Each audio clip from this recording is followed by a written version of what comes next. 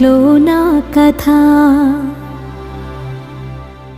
అంతేనేమో అంతేనేమో అంతులేని వేదనేమో ఆడపిల్లను కదా.